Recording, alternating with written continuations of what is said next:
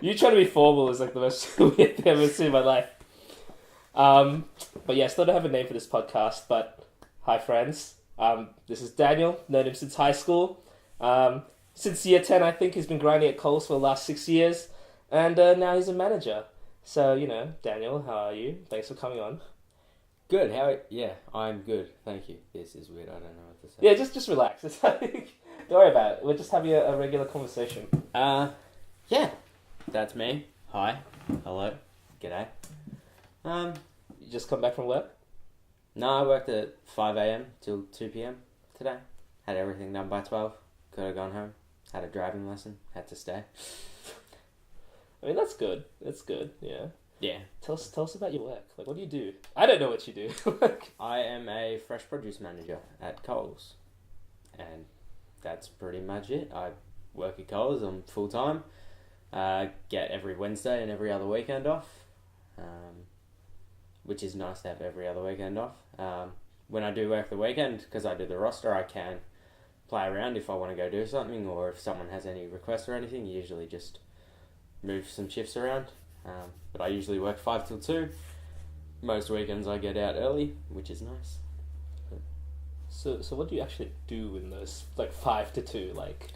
So basically what you do is you come into work, you have to set up the store, make it look pretty, presentable. For my store, we have a morning delivery. So basically, load comes in at a delivery window between 5 a.m. and 7 a.m. And then once the loads come, you pretty much have to work everything. And load for my store, we're only a small store. It can come anywhere between 3 pallets and 7 pallets, based on the day and what sales you're going to do. So again, in the morning, first thing, set up the ice tables. So we've got ice tables at the front. It used to be actually you shovel ice into tables, build it up, but now they've replaced it with just like blocks. Chuck a block in, and it helps keep the stock you keep on the ice tables cool and fresher for the day. After that, you have to do a quality check in the morning. So pretty much you go through, you touch everything, make sure it's in a good and comfortable state, so it's not bad and it's sellable. Would you buy it? Would you eat it? That's usually the mindset you go in with. Okay. After that, you process all your back stock, so everything that's out in the prep room, work that first, make sure it goes out, first in, first out, FIFO. After you've done all that stuff, work through all your load. Once your load's done, you move on, you've got things to do, you've got markdowns you got to do every day. So if something's about to go out of code, you mark it down. If something's starting to go off, mark it down. That way, you get something from nothing. It doesn't become waste and, you paid X amount for it, you're throwing it out and you didn't get any value out of it. So marking it down, at least you could get, 50% or 25% or something for it. Once you've done your markdowns, you get to pretty much go back fill bananas. Most of the day is filling bananas. We have an order we have to do every day, which involves you go out back, you count everything. It used to be a pen and paper, now it's on an iPad, so you go through, got the iPad, count the amount of stock you have. It's listed through alphabetical, pretty much Apple, then the type, something like that. You go through, you count everything you've got out back, and then you go through and you count everything on the show. The system will then try and generate an order. You look at it as you go, so if I were to have you count back stock all the way, then you go on the shop, you start counting the shop. Once you enter, I've got X amount of pink ladies on show. It'll tell you, I think you need this based on your sales. So the system's pretty smart. Unfortunately, it's pretty stupid too. But it doesn't account for anything like if I had a table, because they're on special at the front. It just has an uplift, which pretty much implies that it increases the amount you can get. So it says, you need X amount because it's on special, but it doesn't go, you have a table which needs 8 crates to fill the table as a minimum. So it doesn't consider those factors. So then you have to pretty much consider what you need, how much it's going to take, and you go through, you order everything. That's to be sent by 12 o'clock. And pretty much once you've reached that point, you've done your waste, you've done everything else. You have to air stack bananas, so you get like 40, 50 boxes of bananas a day. You have to air stack them so they don't go off while they're just sitting in the cool room, because when you got the lid on, they heat up. When it's warmer, they go riper, they go bad. So you pretty much want to just air stack them as soon as possible. Once you've done all that, usually by that point, depending, it can be anywhere between 9 o'clock or 12 o'clock, and then you'll go on lunch or whatever. We'll spend most of the days working by ourselves because we're such a small store. We don't have the hours to put anyone in. Once that's done, it's just about replenishing the shop, making sure it stays full throughout the day, which isn't hard. You just got to make sure you rotate everything. That's the biggest thing about working in such a fresh environment and with fresh stock. You got to make sure you keep it fresh and make sure that the older stock is the stuff on top so that it sells first. Otherwise, you're pretty much, again, throwing stuff in the bin. My job as a manager, my additional task that the team don't really have to do is I have to, for example, plan what's going to go. So you get different specials each week. So Wednesdays we get catalogue specials, and Fridays we have fresh super specials, as they call them. And on the Tuesday for the Wednesday's order, I have to plan out and map where I'm going to put what. Or same with Friday, I have to plan where I want what. To do that, basically, you just go off your history with it. It's all about what you know from your experiences, pretty much. There is system generated things such as they give you a system end plan generated. After making it for using that for maybe 4 weeks of being a manager, I threw it out and pretty much just created it on a Word document because we have a different sort of layout to what it is. Mm-hmm. It's a similar layout where it's got your base, you got bunk 1, 2, 3, table 1, 2, whatever it is. But basically I threw it out. I'm just like, I don't like it. It's a bit less up to date with what I've got and where everything sits. So I pretty much threw that out, designed my own on Word, and I've been using that for the last couple of years. You just open it up, boom, delete that, add this, delete that, add this. I even have a simpler system where I use bold font for catalogue specials and just regular font for the super specials. That way I know what's ending what day. The other thing I have to do as a manager is I have to do rosters, which is the same thing every single week. You've got X amount of hours you can spend based on your sales. Mm-hmm. And then you put X team into the roster. Everyone's got base rosters, which is, a set roster that they have every week with a minimum amount of hours, or they work this day, that day, whatever it is.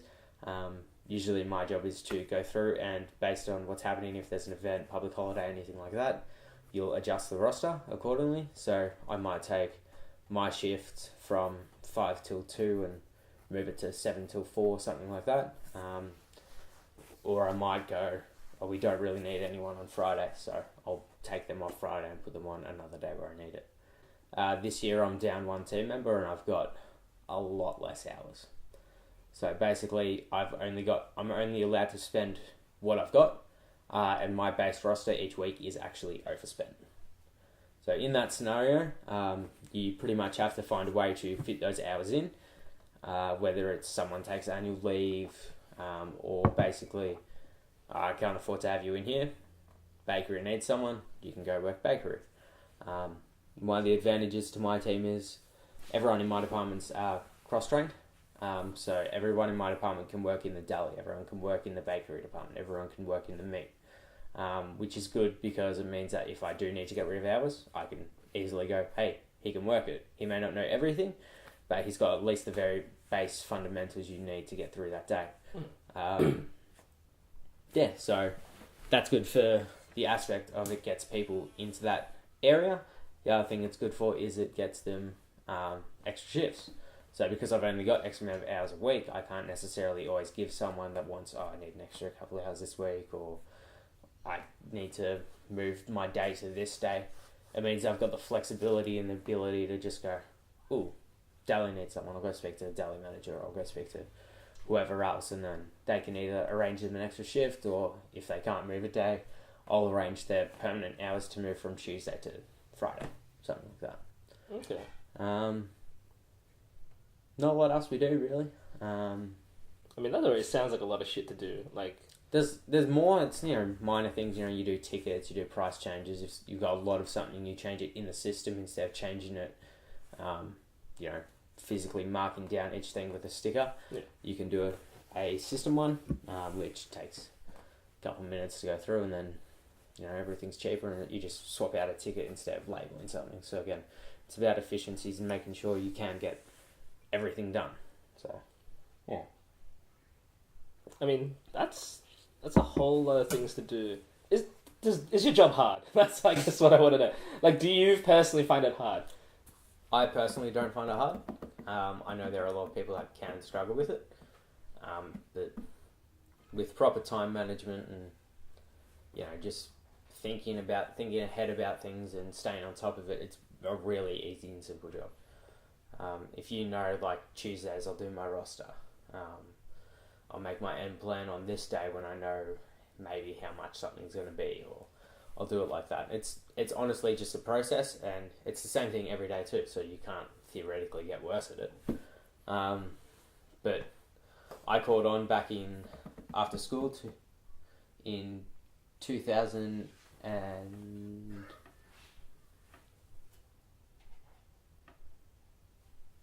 I don't even know anymore. We good? Yeah. Right. I pretty much caught on back in 2013, the year after I finished school. I was working as a part-time, and benefit to part-time and having no school was I could work anytime, which was really good for me because it got me set up to go and learn how to work in the deli department, go and learn how to work meat, go and learn how to work bakery, anything really. So I was at a point where I was at my old store and I could work in every department besides service, which just meant that with that experience I was able to go through and become a manager. Process for that was, there's this, they usually do an interview with you, the regional manager comes out, they'll do an interview with you, look over, your figures or your work and go, well, this quality of work is what we're after, and they'll usually just go, alright, we're going to put you through to do this. How I got it was my store manager came up to me one day and said, hey, do you want to be a manager? It's the same as what you're doing now, but seeing as you're only 18, you're not even getting paid full rate. You'll be earning more than a standard full-time person is, and you're already doing the job now when you're caretaking while Mike was away. And I said, sure. And that's how I became a manager. And when was this? What year were you in? This was 2013. Okay, so after year 12. So after year 12, I was caretaking the department, and I'd caretaken the deli. Deli manager went away, put me in charge to go doing everything. Produce manager was away, put me in charge to do everything. So I was already doing the job, minus a few little things that I wasn't necessarily doing or didn't know how to do. But once you do that, it's a training course they send you on. They'll send you to the store and, train you up, and you work with experienced managers and people that are considered coaches. But there are people in that, I guess my store manager of this training store I was at kind of uses and abuses in a sense. He talks very highly of we give and we give and we give, so you need to give some back in a sense. Yes, that makes perfect sense. You help me learn, I'll help you with some stuff around the store. What he does is he tells his other department managers, hey, we've got him, don't worry about putting X on, we'll just get him to do it so he can bank his rem, stuff like that. And one of the big things I learned after my training and all that stuff was, that even when people are doing things like that, it's important you make sure you stand up and speak to them. So make sure that you say, hey, I'm not here to do this, I'm here to learn, I'm here to do that. Like, I'm not here for an extra 40 hours of work. I'm here for, maybe I'll work for a couple hours a day and I'll still go through and learn everything. Getting me to go, hey, this person's off, we're going to get you to run this area is a good learning experience, but it's also, hey, they're off, we're not going to replace it, you do it. Which is, it makes sense. Honestly, I understand the appeal to it, but I also understand the appeal of this person's here to learn, they need to know what's going on. Everything I've learnt through work was either on the job, essentially, but a lot of the stuff I taught myself. Really useful database and, you can open up anything on the computer essentially and have a play with it, and it's not really going to do any damage. So you can look through, you learn everything. There's this whole, like, hundreds of training stuff you can do online through the company. And there's other things that you can just open up, support documents, you just open it up and it's pretty much a how to use. So how does this work? And it gives you great detail on how to do it. That was years ago. Since then it's even better. They've got like proper training that teaches you, you do this, you goes like this, goes like that, and you can access it at home on the internet through MyCalls, which is our system to jump on and check your pay slips, your hours, all that kind of stuff. Okay. I mean, you mentioned standing up for yourself and stuff, but did you ever, like, when you did it, did you ever worry that might impede your progression on the corporate ladder? Like, yes and no, because, obviously the best way to get anywhere is to know people. It's not necessarily about how great of a job you do. That has a big impact, but how you speak with someone and your relationship with them is honestly what will get you through. In a scenario where you need to stand up for yourself sometimes is it can also create a bit more mutual respect too, between you and the person. Yeah, it might get a little nasty at points, but you gotta make clear that at the end of the day you're all there to do a job.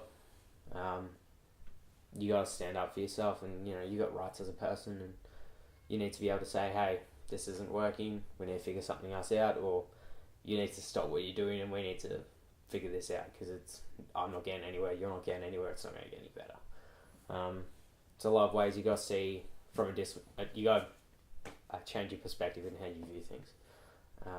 That's really important for getting along with people and coaching people and stuff. And I had a conversation with my first store manager when I was a second in charge. Pulled me up to the office one day and he said, there are two types of people. People that you have to work for, and people that want to work for you. So my old manager was someone that you had to work for. You have to, you don't really like them, but they're very telling you do. Then there are people where, like myself, where my team have said it and he said it, that they want to work for you. So you treat them really well, you help them out and all that stuff, and next thing you know, instead of them standing around on their phone or something and going, hey, do you want me to do this? Or they're a bit more proactive people. And he said, and the worst part about those people is they don't mix. So I clashed with my old department manager a few times on things where it's like, back when I was, I had to clock on every day. As a manager, you don't necessarily have to clock on. Your hours aren't recorded, but they're still there. And like, it was a thing where it annoyed me every day that, you got a set time on a roster that says, hey, I'm going to be here at 9 o'clock, and he's not getting here till 9:30, sometimes 10, and I'm like, you got to be here. Like, I understand you get stuff, like, you may have stuff, you may be a couple minutes late, it's not really bothering me, but when you're not here for half an hour and you don't let me know that something's going on, like, it comes down to planning too. I've planned, hey, at this time, you'll be here, we'll do this, that'll be done, everything's ready. Not, oh, well, they're not here. Now I'm starting to fall a bit behind. So at this point, were you like at the same rank, or was he a bit higher? He was higher than me. This was when he was my department manager, and I was just the team member, second in charge. Okay, gotcha. And we had the conversation, and he's like, yeah, no, but like, I do this and I do that, and like, I do these hours here and I don't do that, and I'm like, well, you do, but I've also seen, you do this and you do that. So one thing I've done since becoming a manager is made it pretty clear with my team what I'm doing. So like, we have a set with the roster too, there's a set like sort of shape you follow, that basically just says, hey, at X o'clock you need X amount of team, or X o'clock you need this, or you need that. And based on the fact that I don't have to clock on means that if I don't do what the system says, it makes no difference. So one of the advantages is I roster myself to start at 6:30 because we're not supposed to have anyone until 6:30. Our delivery window's 5, so we have to be here at 5. So I get here at 5, I don't roster myself till 6:30. And my team's aware of that, and they know like, oh, Daniel's not actually here, that's just what this says. The other thing I do is I literally cross out the printed roster and write what time I'm really going to be there. Or I'll say send a text message, hey, I'm going to be here at this time. That way the team aren't like, well, you're supposed to be here, blah, blah, blah. I haven't had any issues with it, so that's good.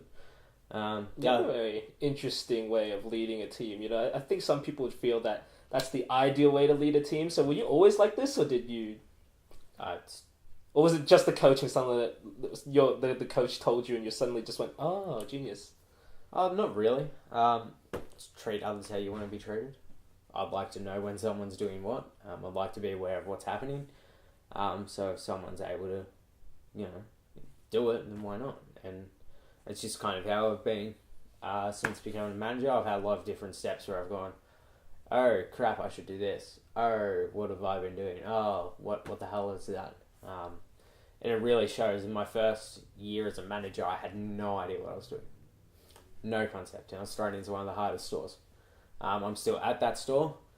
And when my, third store manager of that store got there, he had the conversation with my regional, is he the right fit for this store? Is it right by him? Is it right by the store that he's here? Because he's never had the experience before. This is a very tough store. It's a small store, but it's one of the toughest stores because of what's around it, all the competition and all of that stuff. And at first the answer to that question was, it's not the right fit. Go forward a month or so and suddenly it was the right fit. A bit of conversation with my store manager, a bit of coaching on, well, if we tried this, what if we looked at it from this perspective, and suddenly everything turned around. I was throwing 20%, 30% up on the previous year on sales, which is quite high numbers. The minimum, you get the expectation of, we want, roughly double digits of growth. Yeah. And there are points where I was throwing 30s and 40s out there, which really built my reputation up over a while. But now that lasted 18 months. And now, last 6 months-ish, I've been on a point where I'm still where I'm at. I haven't progressed any further. It's been essentially 3 years I've been in the same spot. And since I started doing really well, I've now got to lap myself. So you got to beat your previous... I've got to beat my previous. So the fact is, fantastic, you were doing 20s and 30s last year. That looks really good. Now you're barely doing the same as last year, if not as much. What's changed? But the problem is not everyone views it as what's changed. They view it as the expectation is you have to do this. Yeah. And you go, oh well, last year we did 30%. This year I'm doing pretty much the same as what I did last year. So the percentage is 0. But the increase from 2 years ago is still that much. It's still high. But they go, well, you're making excuses. I'm not making excuses. I physically cannot do this. I've tried this, I've tried that, I've changed how we set things up, we changed the layout, you move this around. And it's just about trying to find something that works and helps interact with the customer and gets them in the store and going, oh, this is really good, I'll get this, or I like that. So there's a lot of different things that are a bit hard to do. I mean, you described your initial, foray into management as this, I guess this coming up story where you started from 0 and now you're doing 30% increases. And you mentioned it was a struggle. I guess that's what I would kind of dive into. It sounds good, right? That you suddenly just understood it. But that process of getting from 0 to understanding how it worked, that 1 month, was that difficult for you? And how'd you get through it essentially? Some of it just happened. Some of it was as simple as, what if we put this table here and merch it like this? Some of it was my store manager going, I want to mount it. I want it high enough so if it falls, you kill a small child. End quote. Some of it's as simple as, hey, do this. I'm not gonna worry about waste. So my store manager said, we're not worrying about waste. Your percentage on how much you're throwing out doesn't matter. Go hard. That freedom of, I don't have to worry about this target over here, just allowed it to grow. Because, this did increase quite significantly, and sometimes it takes 4 or 5 weeks for a trend to click on. At that point, oh wow, we're getting better at this. All right, now we need less of this. So then that starts going a bit back down. So it's the initial kickoff of we're not worrying about this. Push it out there. Once it's out there, once we start controlling this a bit more and this stays a bit more frequent, we start to worry about this a bit more. Okay, so you kind of your roadmap to success was just keep trying things until you see it working. It's try it, learn from it. That's pretty much it. It's a lot of trial and error for a lot of displays and a lot of things like that. So you want to get it going and you really want something to work. Doesn't necessarily work. I'm about to change something I've had going for the last 4 weeks. Looks really good, just doesn't work. So even though something looks really appealing and I like it, the team like it, it's not working. I'm going to have to change it back. And that's as simple as a layout. And then it's a thing of, a lot of the time we get a bit of feedback coming in like, oh, you don't really have this. You order it in, we throw out 70% of it. So if it's a 10 kilo crate, we throw out 7 kilos. That customer gets that 3 kilos that sells. That customer's happy, but we're throwing out 70%. Is 70% a margin you can realistically go, well, I can keep this? So it's again another line where it's like, I gotta keep this customer happy, but I'm now building this waste thing back up again. So that's where you go, I've got to get rid of it. There's not enough for it. Yeah. A lot of the stuff I also did was I spent time interacting with people like up here. So I spent time interacting with the DCs. I've spent time interacting with the Vic manager for fresh produce. And it's as simple as I had access to the emails. So I said, hey, Adrian, can I get this? Yes, no. No. All right, cool. Thanks, mate. Or, hey, we had this missing, blah, blah, blah. This didn't come in on our delivery today. Cool. Wasted under this. Or, oh, that whole thing was missing. Here's a credit. So a lot of managers don't get that interaction. Not a lot of them seek it, really. It wasn't something I initially thought, oh, I'll email this person. My store manager said, oh, email this person. I'm like, oh, we can do that? Yeah, you can do that. All right, I'll do that then. That's another thing. It's as simple as someone going, oh, you're allowed to do this. Because a lot of the time when you're learning by yourself and you're not too sure, if someone gives you the all good for something, you can do it. Yeah. But it also depends on the people around you too, on how easily you can grow or change something. We changed the layout, me and my store manager number 8, we changed something, and my store support walked in and goes, what are you doing? And we're like, oh, we're changing this. And the argument that took place was, my store support, you can't do this, blah, blah, blah, why didn't you ask me first, all this stuff. Followed by my store manager saying, well, it's Daniel's department, he can do what he wants. Yeah. And that there is another mindset. It's mine, I can do with it what I want. So you do want people's approval to do things, but you can't always keep everyone happy. And if it's going to work, give it a shot. If it doesn't work, change it back. Yeah. So that, when my current store manager, when she showed up and said, it's yours to do with it what you want, essentially, it just gave me a bit more freedom again. Because previously what my old store manager was like was, oh, come see me when you do this, or check this, or do this. And there was a lot of very, very frustrating micromanagement from him and my store support, where it was like, oh, you need to show me this before you do it. Oh, you need to do this and do this. And it's like, can I just do my job? I'm here to do something. I'm not, I'm here to help you, but isn't this supposed to be mine? And they're pretty much just like, no, do it like this or else. So did you ever get around that? Did you ever... Oh yeah, I just ignored it. Cool. Solid advice, guys. Just ignore it. So it'd be a thing where I'd be like, my store support would come in and go, hey, did you, you didn't show me your order? And I'm like, totally forgot. And I'd do that 5 days in a row. So you ignored them, but you weren't a dick about it, basically. Yes, or were you a bit of a dick? Yes and no.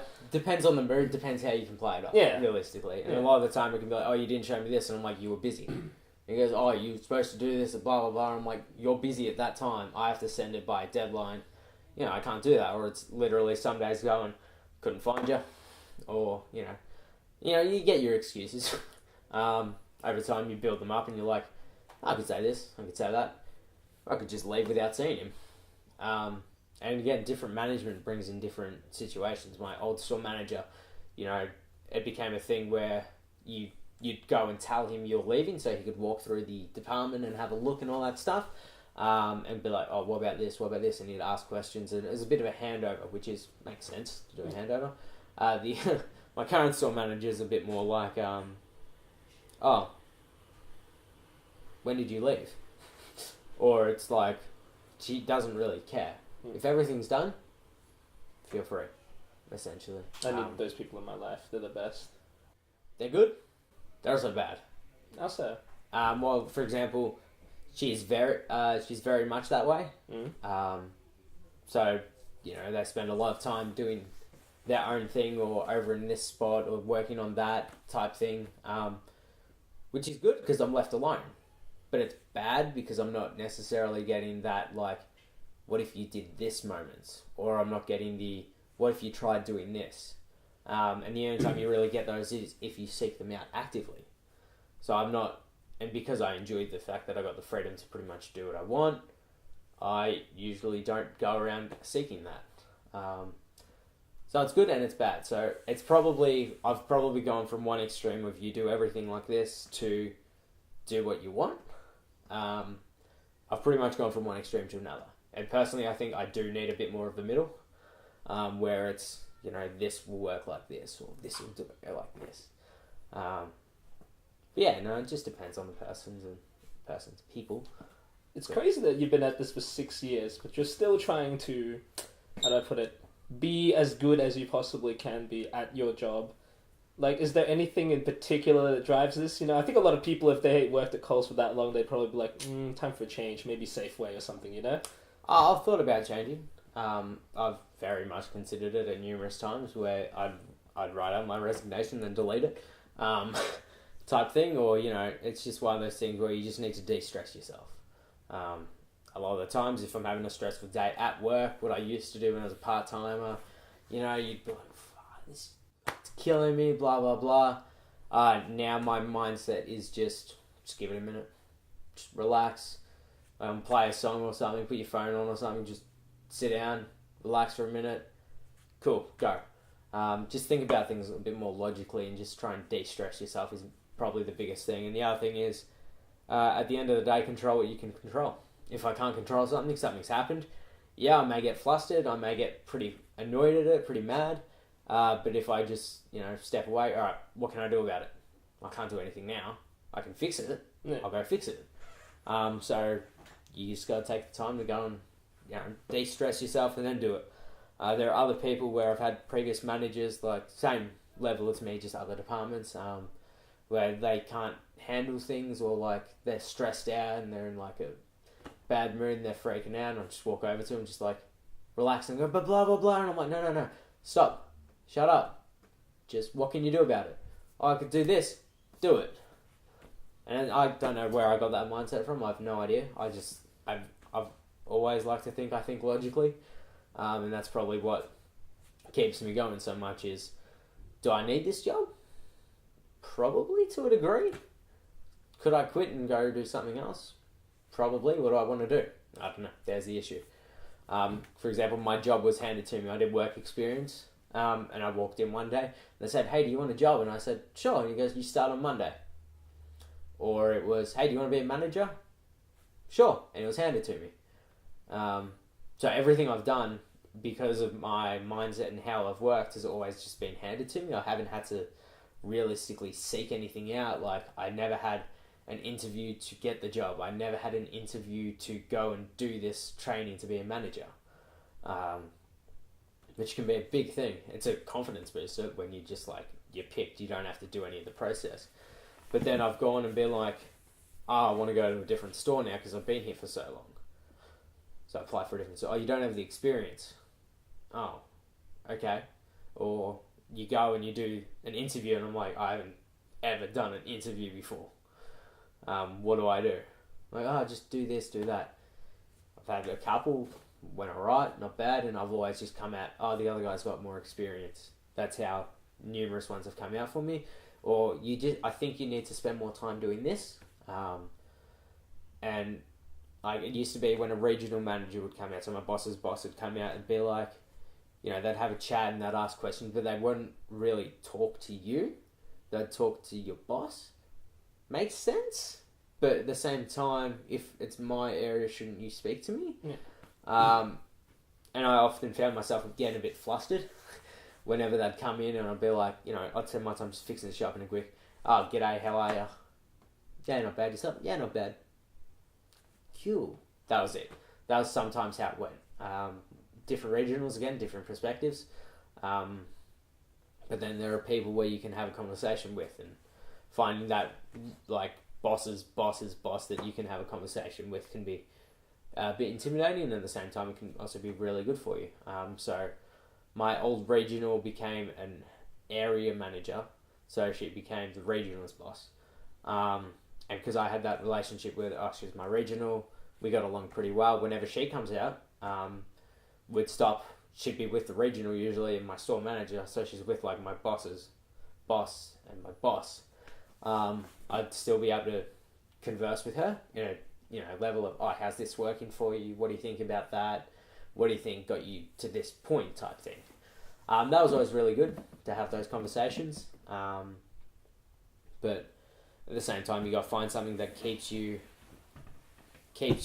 up there and standing out from other people too, which is always good, because if you stand out to people, you're going to be someone else's choice. I've had store managers come in and go, or come and help for a month and do that, and a lot of them always say, I'd love to have you in my store, or I'll take you here, or I'll put you here, or do different things. And that's always very good to get that kind of feedback from people. I don't think a lot of people get picked for that type of thing, because I spend a lot of my time helping others too. So I said I leave early some days, I do.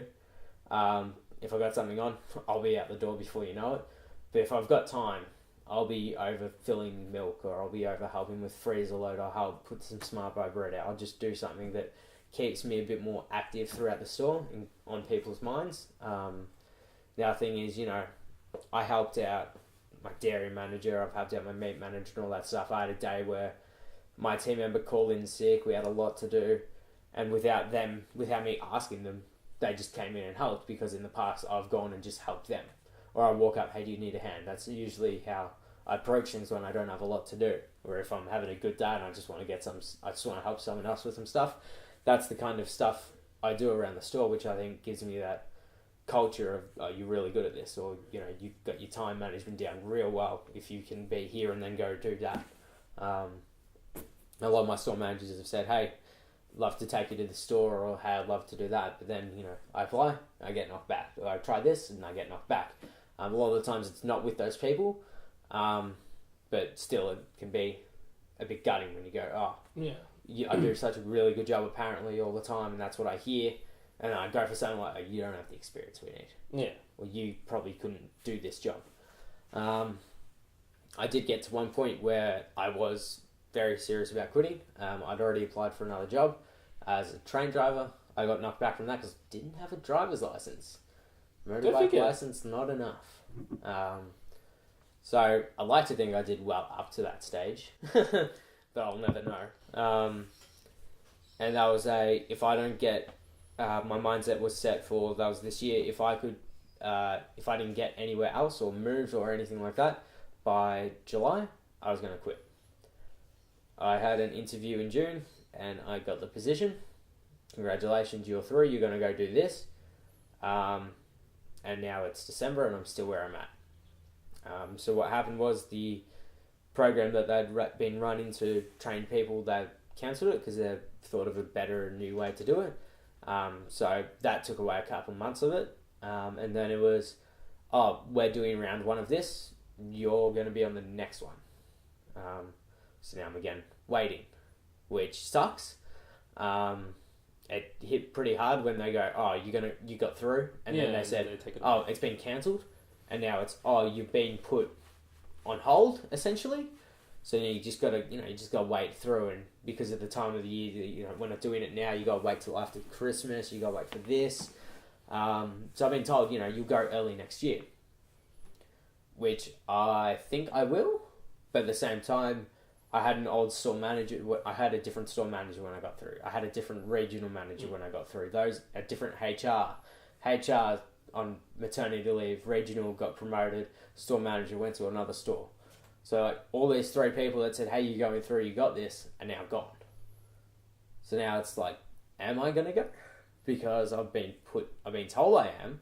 I'm on some list somewhere. God knows where. But all of these people that put me through aren't around anymore, and the new people that are replacing them are still going to put me through. So my HR knows of me, but I've never met them. My regional I've met a couple times. He seems pretty happy. And my store manager, I work with her every day. So it seems like I'm in a position where I could go, but at the same time, if I get to July next year and I'm like, I've been here for 3.5 years, what's going on? I'd probably be back to considering resigning and doing something else, because no one wants to stay in the one spot forever, and the people that do are not me. Yeah. So every 6 months we have a bit of a coaching and development session with our store managers, and basically they go through and they, you spend a bit of time. You pretty much sit down for over an hour and you go through. You break down how things are going, what you can do, where you want to be in 2 years. For the last probably 18 months, I've had on my list, what do you want to do in the next 2 years? Move up, or go do this, run something bigger, something that 18 months of those 2 years are gone and I'm sitting in the same spot. And I've seen that, you can be a good manager and go through. You can be a great manager and go through. You can be a bad manager and get moved elsewhere. And my store's not a great store. The culture's not super fantastic. I wasn't thrilled when I was told I was going there. And I spent probably 6 months going, I don't want to be here. I don't like this place. To now, I don't mind it. I'd still like to be elsewhere. But I've seen my store's been through 8 different bakery managers since I got there in 3 years. I've had 8 different store managers since I got there. I've had 2 different deli managers. I've had 4 different grocery managers, 3 different duty managers. And I've seen all these people come and go, not usually for the right reasons. But you're still here. But I'm still here. So it was a point where, back to what I'd been told earlier of, hey, is he right for this spot? Yes, he is. To, oh, they're not right for this spot. Let's put them somewhere better in an aspect. So, you can view it as, oh, they're not doing a great job. They need somewhere smaller where they can do this, or they need something like this where they can do that. And I go, I'll gladly go. And they're like, yeah, but now you're so good, we want to keep you. So I went from one kind of, you're not doing too great, should we move into, no, you're too good, you're staying. That's the weird thing, huh? And it's you got to find the line where you're like, you either got to be super crap or super good. Yeah. And no one's super good.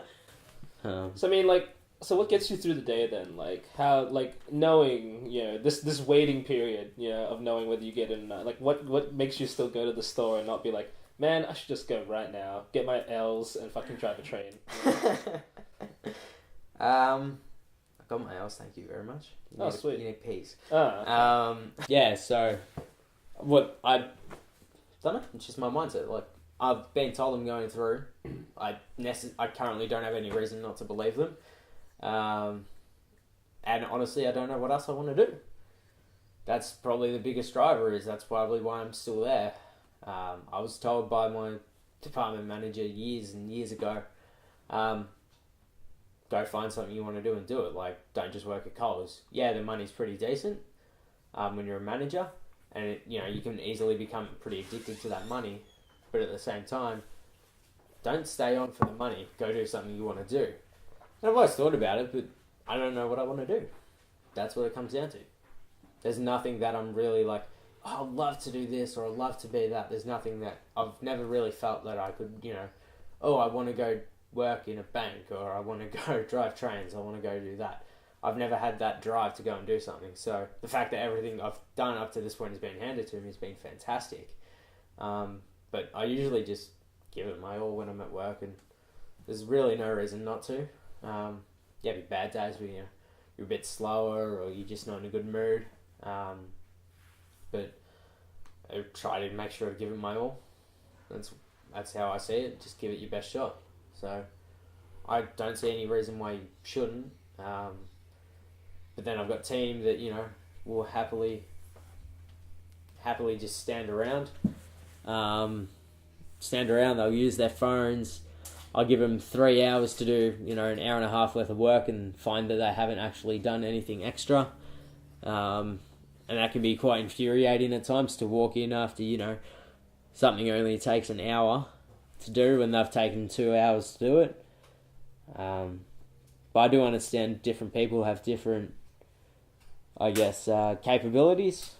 So, not everyone can do everything in as quick a time. Not everyone can get this done and that done. But it just becomes about finding the right balance for everyone of, alright, I expect that person X will do it in an hour. I expect that person Y will do it in half an hour. And you coach them and you work with them to try and develop them. But at the end of the day, a lot of part-timers were just there for the money. So if they can have a 3-hour night and do an hour's worth of work, they'll absolutely take that. Whereas I can't do that. I've always felt the need to, I'm here for this long, I'm getting paid, I may as well work. I had the occasional day where I'm like, I'm not doing anything today. But I just wish a lot more people had the mindset and the ability to go, oh, I finished all my stuff, I'll go help this person. A lot of people are pretty selfish in the way they work. They find it, I'm here, I've got my X amount of work to do. Once I'm done, that's it, I'm not doing anything. A lot of the night fillers have that attitude, which I've dealt with when I was doing duty at points. You definitely have a weird mindset. I think a lot of people, when they feel like they're getting paid by the hour, they try to, there's no incentive to work harder, because if you do lots, you get paid $20 an hour. If you do a little, you still get $20 an hour. So it's kind of like, so why do you not feel that way? I guess is the interesting thing. Is there something that drives you to not feel that way? Do you believe that if you work hard, maybe there's some sort of payoff, that there's some karmic, benefit that will come to you? Like, is there a reason, or is it just your nature to just give it your all despite getting, maybe not just rewards for it? Well, regardless of how many hours I work, I get paid the same. Yeah. Because I don't clock on, I don't clock off. I just think, you're there for a reason. You're not there to stand around. You're not there to, you're getting paid to work, so you may as well work and you may as well give it your all. There's no reason why you can't. Like, that's honestly it. I like working. I don't like standing around bored. If I'm going to stand around, I'd rather be at home. If I can't go home, then I'm going to go work with someone else and help them. But it's a good way to make friends and interact with people. If you finish all of your stuff and you work by yourself all day, you can go work with someone else for a change, or you can go do this. But I get a lot of people don't have that mindset. I've always just felt the way of, I'm here to work. They pay me. It's not about, oh, I might get something good if I do it. It's just about, it benefits people I work for, it benefits me, probably helps someone else out too. But it honestly just comes down to, I don't like standing around wasting time. I really hate people that are unproductive all day. It does my head in to watch them work. You have an insane work ethic, which leads me to ask, so you said you work 5 to 2. That means you'd have to at least get up at 4:30, right? Is that about when? 1:45. Fair enough. And I'm speeding to work. Fair enough. Benefit, again, I said it annoyed me when I was part-timer. When someone rocks up late all the time, I nail it to roughly 5 minutes late most days. But I don't usually take a lunch break. if I do, I'll sit down, I'll go have lunch usually, and then I'll go back to work. And How do you survive this like lifestyle though? I feel like a lot of people can't maintain a like wake up at 4:45, work until 2, and then I can't. Okay. I can't. My roster is unfortunately everywhere. So like a 5 to 2 on a Monday, a 10 till 7 on a Tuesday, Wednesday off. Thursday's either going to be like a 9 till 6 or a 10 till 7, followed by Friday 5 till 2 again, or 10 till 7, 8 till 5, something like that. That sounds like a get in the way of your other like parts of life. Everything. It ruins everything. It's just hard to find that balance, but at the same time, I had my second in charge off for 3 weeks. I just did 5 to 2 for 3 weeks straight. Was okay. By the third week, I finally got used to waking up early, and now I'm back to waking up all over the place. It's good and bad, because it's good because I like the idea of consistency a lot, because I like that time management type stuff. So I enjoy, I start at this time, I finish at this time, I can go to the gym, I can go do that, I've still got time to be social, I can go do stuff. 5 to 2 is great, except when you want to go out at night. Yeah, I was gonna ask. Like, surely you feel tired at like 8, and then you're like, I like to think 8's my bedtime. I don't usually go till 9:30, 10, which kills me the next day. For example, I just did Friday 5 to 2, Saturday 5 to 2, Sunday 5 to 2, Monday 5 to 2.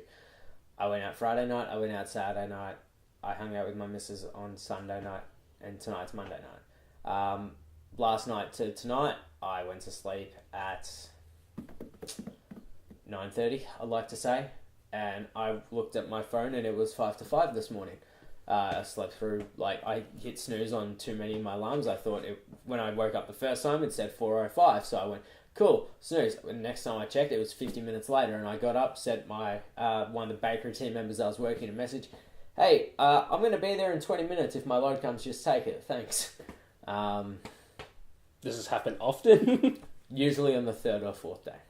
Yeah, I figured. Your body clock's just like, hey, you haven't actually slept properly. But then Tuesday's a good break because, again, if I was doing consistently, I'd again have to struggle with Tuesday. But because I'm on later, I get to sleep in a little. If I sleep in, I'll get up at 7. And that just gives me that extra relief and makes me feel a bit better. So it is hard doing, although consistency is great, it's nice to have a bit of a break in between too. So do you find a way around this that allows you to still achieve your other goals, whether it's fitness, friendship, relationships, beating No Man's Sky, something like that? Beating No Man's Sky is impossible. It's hard.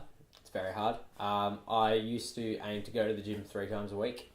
I'm okay with 2. Not really okay with 2, but a minimum of 2. And one of them's a PT session, so I'm forced to go. But for a while there, a lot of my goal was fitness, getting a bit healthier and that kind of active a lifestyle, which is mainly why I want some consistency across each day, so I can form a routine and do stuff. But I can't actually do that because 5 to 2, finish 2, home 2:30, grab something to eat. Usually go to the gym at 3. I hate going to the gym when it's full of people. 5 o'clock till 7 o'clock, I refuse to go to the gym. It's just too many people. I hate it. I don't go to the gym to wait for equipment. Yeah. I go to the gym to do something or achieve some kind of goal, I think. So constantly going to a gym to wait for people sucks. So I don't go in that time. So Monday I'll go. Wednesday I've got my day off. I can go whenever I want. That's usually my PT session. And then Friday, every other week I do 5 to 2, and the other week 8 to 5. So I go every other Friday kind of. So you'll get 2 to 3 per week. 2 to 3 per week. I rarely go on a Tuesday because I don't start till 10, or don't start till 9 or 10, and I don't want to go in the morning. It's not that, I could go in the morning. I'm just not a morning, I'm not physically ready to go to the gym in the morning. It just sucks. I've done it before, and I used to do it when I was at Limbrook. When I started at 6, I'd go. That's when I was a bit more overweight and trying to lose weight. Now I'm at a decent level. I'd still like to lose more. But the PT sessions really helped because they pushed me to my limits. I nearly threw up the first 5 out of 6 lessons. I know that feel. And I've incorporated those things I've done in PT sessions into my routine, and it's given me a little bit of result. Obviously, if I went more, I'd have more result. Obviously, if I ate and drank better, I'd get a better result. But, you know, again, eating's another one for thing was I spent $20 a day on lunch. You imagine going to work and you go, oh, I'll just get this today. I'll go Schnitz. I'll go Nando's. Suddenly you look at your wallet, you spend $100 on lunch every day. Yeah, been there. That sucks. Yeah. So what I do now is I try and make at least. I'll usually make something 2 nights a week. 2 nights a week will get me dinner that night, lunch the next day, and lunch the day after that. Day 3, I usually don't want it. But the last couple of weeks I've been even better because instead of going and buying Schnitz for $17, I'll just go buy a tin of beans or noodles for $1. Which is great. Helps my wallet a lot. But does that make you happy eating beans? I don't care. I like beans. Fair enough. I like noodles. I'll usually buy them with some form of chocolate bar. Which I shouldn't. It's a bit of a weird combination, I'm not lie. What, you have beans and then you have a chocolate bar after? You don't put the chocolate in the beans. I'm not judging, whatever. Haven't tried it yet. How about the other facets of your life? You know, you mentioned your missus. Like, I know some people, they need a lot of time together. My missus is pretty good. Sorry. My missus is great. No, my missus is good. You know, she's working different hours each week at her job. So seeing her during the weeks can be either really easy or really hard. I was going to say. Especially if, like, you know, I started at 5 a.m. every day. Yeah. She finished at 7 p.m. some days. So, because we don't live together, I don't get to see her every day. I'd like to see her more, but, you know, we've seen each other, you know, 2 to 3 times a week, each week for the last year or so onwards. And, you know, it works for us, so... That's pretty good. There's no reason why it doesn't... Why there's anything wrong with it. It works for both of us. Yeah. You know, on my weekends off, she'll usually stay over and we'll spend, you know, a day and a half or something together. Sometimes we'll go away for the weekend, or if I'm working the weekend, she's usually got plans with her friends as well. So it works out. Like, I get time with mates, usually when I should be sleeping, or after work or something like that. If I finish at 5, my mates finish at 5, we'll go around, go for a ride or something like that, something simple. Usually end up tired the next day whenever I go out, but after the first couple of hours of working, you usually wake up and you're like, oh my god, I have so much to do. But no, I think I have a decent balance. I'd like a little less work and a bit more play. And that's a big part of when I was thinking about quitting was, do I want to just quit and become a part-time? Would they keep me as a part-time? You know, just work 20 hours a week, enough to pay bills and enough to really just keep me moving. And that would have been, you know, a lot to help me get a bit fitter when I wanted to focus on that a bit more, is, you know, you work 20 hours a week. I'd love to work 7 till 11 every day and then go to the gym or something. That'd be great. Yeah. You'd never get that roster. Man can dream. But, you know, it's just about balancing everything out. It can be hard, it can be easy. It just depends on the person and the people around you that can make that a lot easier or a lot harder. I like to think I make my team's life easier. I've never turned down anyone's leave, ever. I've never had any reason to. They can always go to work. They can always have time off if they need it. I've never had to go, oh no, you can't have that off. Or I've never gone, what if we did this? I usually go, okay, we'll cover it.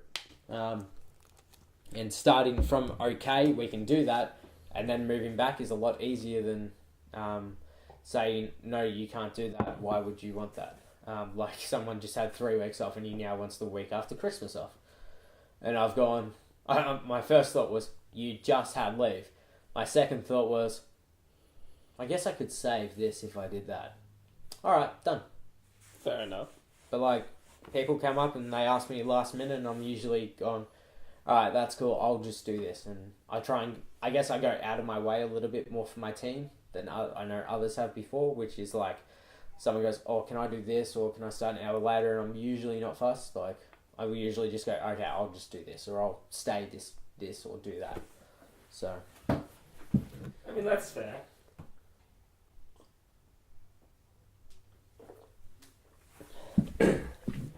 So I guess then, obviously you said good days, bad days, stressful times. Do you have anything that kind of helps keep you grounded and not like, torch the shop down? I'd love to burn it down. We had 3 evacuations over 4 days. I know that feeling. They were all fake. Look, it'd be great to... There are days where you're just like, I've had enough. A lot of times you just want to go home and jump into bed and sleep, to be honest. Other times you want to hit something or hit someone. Again, as I said earlier, you just got to give yourself a couple minutes to relax and think what you can control. Which is a very, very mental thing, and very big mental attitude to get yourself into. It's a hard one. That's why I was hoping you'd have a hack like, stress, eat, sleep. Yeah. Just, take some time and relax. That's all it comes down to. I usually have my headphones in my locker, so I'll just if I'm that stressed out, I'll walk away from everything, put my headphones on, get a drink, get something to eat. It's usually in the mornings when I'm most angry. Just find a way to calm yourself down. Whatever works for you. Stress balls, whatever. Seriously, I have bad mornings. I'll stop. I usually haven't eaten or had really anything to drink, so I'll just stop working and go sit down for 10 minutes, and I'll come back and everything's fine. Fair enough. So I guess I've got 2 more questions and maybe a bit of a game. I don't know how the structure of this podcast is still working. Let's do it. It's not as fun. I thought of way better games for other people. It's just because you're the first guest. I have nothing good, I'm afraid. That's fine. Yeah, it's alright. Maybe we will come back. Do you want to see a magic trick? No, I don't want to see a magic trick. So I guess the first thing is, I guess in your 6 years, is there any crazy life lessons that haven't just applied to work, but in life? Like, have you felt like you've at least gained some sort of skill or wisdom or a mental trick? I'm a fantastic liar. Yeah? Fantastic liar. Keeps a straight face. Sometimes you get people, customers that come in and you just really don't want to deal with them. They're often called customers. You honestly, like a lot of stupid people and a lot of stupid questions. They say they don't exist. They exist. They're called in retail. It's just the ability to keep a straight face, really, and say in a non-sarcastic but sarcastic manner something to someone. I walked past this 5 times. I can't find it. Where is it? I've been down here. I've been over there. You turn around and you go, it's next to you. And they go, oh, ha, ha, ha. And you go, ha, ha, ha, have a nice day. Under your breath, you bloody idiot. Look, there's no real major life lessons that I believe I've learned. I've probably just adjusted my attitude to things slightly, and again, the ability to calm myself down's helped outside of work if I've had to. Sometimes it helps to have a shout, something, usually in your helmet when you're riding on the road, because no one hears you and it comes out of... They think it's the bike, so it's fine. Yeah. No, I can't really think of any major lessons I've learned. I probably will as soon as I go home, but I don't think I have. I've read, my old store manager got me to read a leadership book called Zap, which is about motivating people and finding the differences between things. I read 2 chapters and I completely understood the book and didn't finish it. I read maybe another 3, but I'm still sitting on my shelf half read. Maybe I should finish it.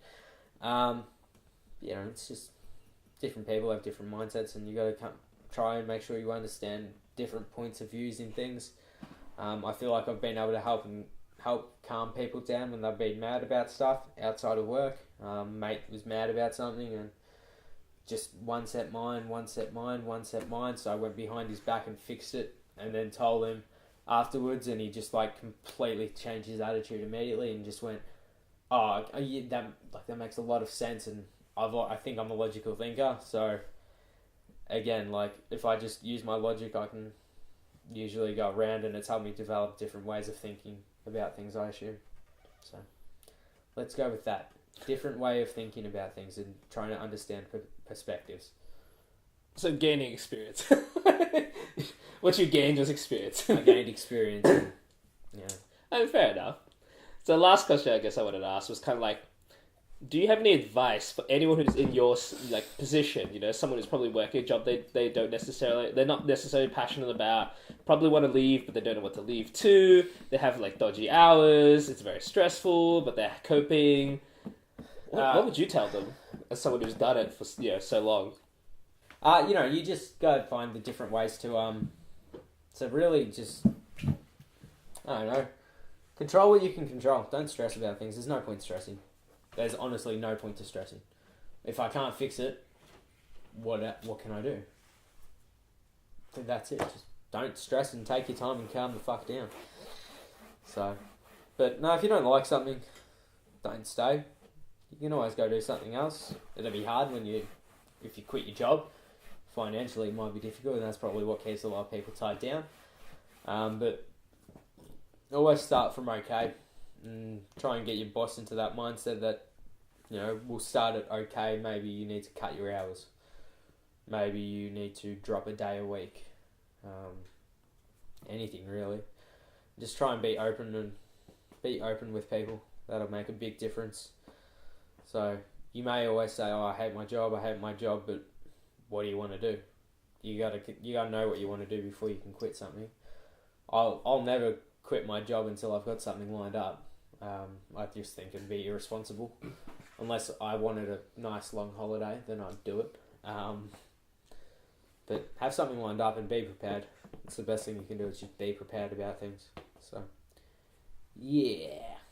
Alright. Sweet, man. Let's do this. So your game is lamer than the one I have planned. Alright. Like the next person I'm having on is, we're going to talk about relationships. I was going to give her Cards Against Humanity cards and be like, would you still date? But I can't really do... Hang on, I don't get it. What do you mean? So it'll be like, Nazis. Would you date? I don't know. Well, that's what you say. Try and understand. Schmegma. Try and understand their point of view. Schmegma. Date, no date. Dick fingers. So on. Alright, so what are we playing?